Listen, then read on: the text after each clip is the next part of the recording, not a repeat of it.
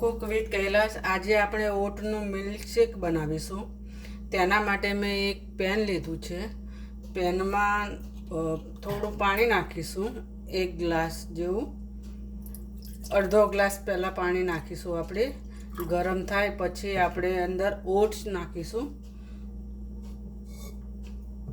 થોડું ગરમ થાય પછી આપણે અંદર ઓટ નાખીએ।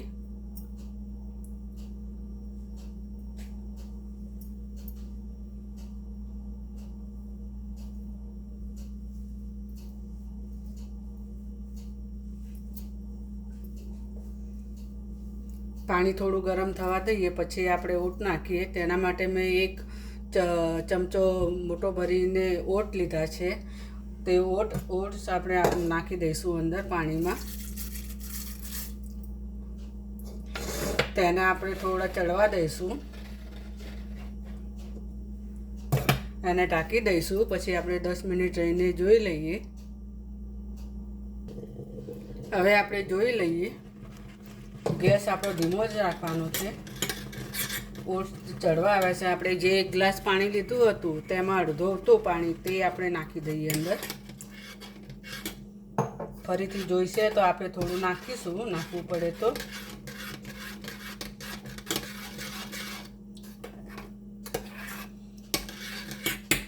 એને હવે આપણે ચડવા દઈએ।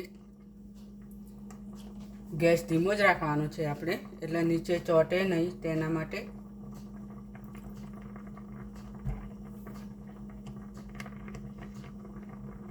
ઓટ્સને ચડતા વાર લાગે થોડી, એકદમ કડક હોય એટલે ચડતા વાર લાગે, એટલે આપણે થોડું પાણી પણ વધારે જોઈએ। આમાં પાણી બી વધારે પીવે છે।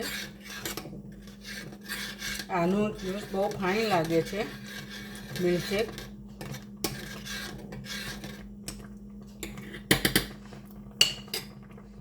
આપણે હજુ થવા દઈએ।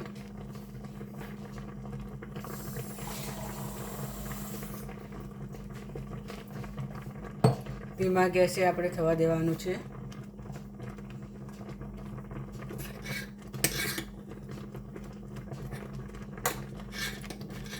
બે ચમચી આપણે મોટી 2 ચમચી જેવા ઓટ્સ લઈએ તો પણ ખાસા બધા થાય છે, એટલે એ પ્રમાણે આપણે જેટલા માણસો એ પ્રમાણે આપણે મિલ્કશેક બનાવીએ છીએ, ઓટનું મિલ્કશેક।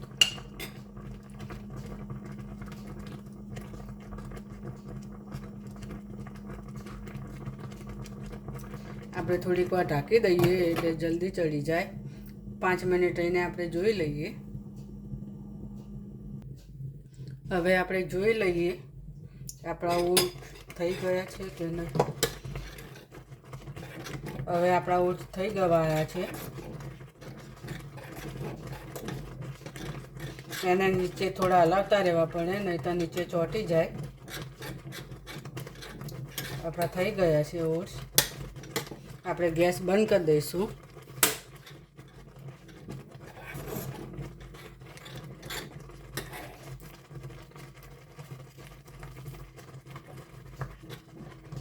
આ રીતે હલાવતા રહીએ એટલે નીચે ચોંટે નહીં આપણા ઓટ્સ।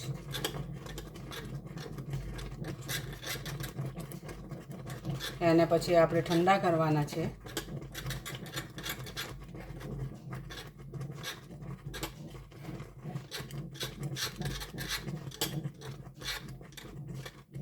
આ રીતે હલાવતા રહીએ એટલે નીચે ચોંટે નહીં।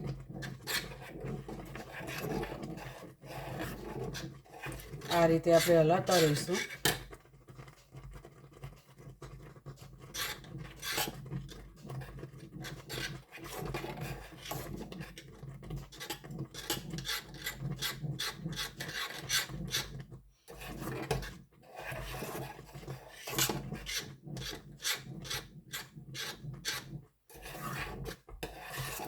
આ રીતે આપણે હલાવતા રહીએ એટલે એકદમ ઓટ્સ ગળી જાય, એક રસ થઈ જાય ત્યાં સુધી આપણે હલાવવાનો છે।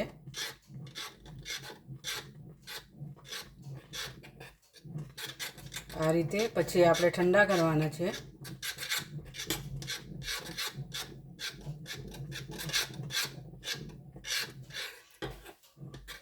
આપણે એક બાજુ લઈ લઈશું હવે।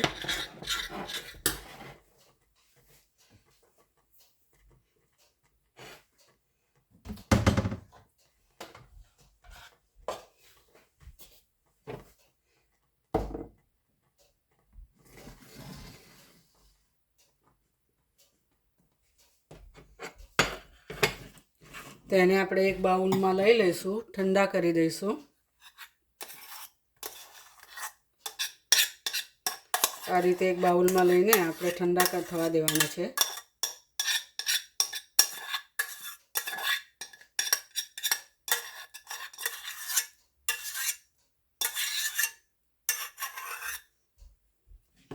આ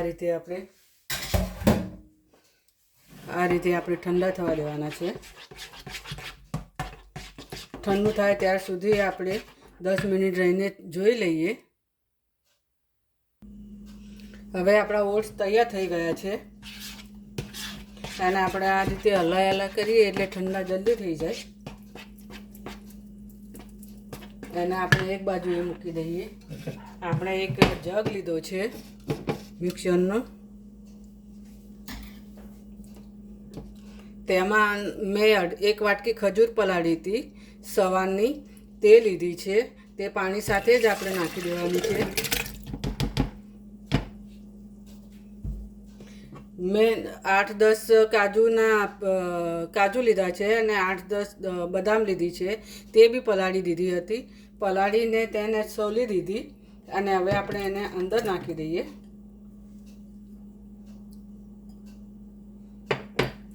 એને આપણે થોડીક વાર હવે ચર્ન કરી દઈએ. આપણે ખજૂર અને કાજુ બદામ બંને પીસી દીધું છે. હવે તેને આપણે હલાવી દઈએ. એક રસ થઈ ગયું છે. તેની અંદર જે આપણા ઓટ્સ હતા તે બી નાખી દઈશું અંદર.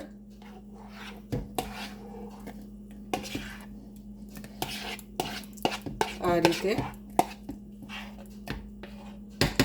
તેને આ રીતે અંદર નાખી દેવાના છે. તેમાં મેં 1 ગ્લાસ દૂધ લીધું છે.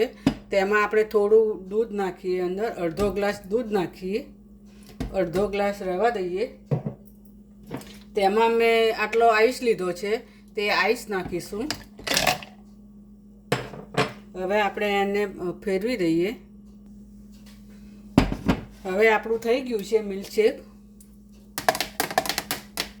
એની અંદર આપણે ખજૂર નાખીએ એટલે ખાંડ નાખવાની જરૂર નથી.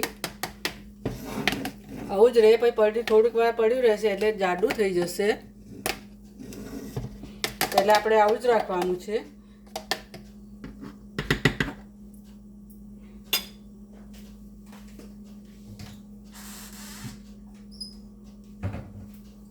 હવે આપણે સર્વ કરીએ. આ રીતે આપણે ગ્લાસમાં ગાડીને સર્વ કરવાનું છે. થયું છે ને મજેદાર. આ રીતે બનાવાય ઓટ્સનું મિલ્કશેક. સ્વાદમાં બહુ સરસ લાગે છે. ખજૂર નાખી છે એટલે ખજૂરના આપણે નાખીએ એટલે ગોળ એવું કંઈ જ નાખવાનું નહીં. મારો વિડીયો ગમે તો લાઈક કરજો, શેર કરજો અને તમે પણ બનાવજો. કેવું લાગે છે તે પણ કહેજો. બહુ ફાઇન બને છે. તમે એકવાર ટ્રાય કરજો. મારો વિડીયો ગમે તો લાઈક કરજો, શેર કરજો. ફરીથી મળીએ નવા વિડીયોમાં. ત્યાં સુધી બાય બાય.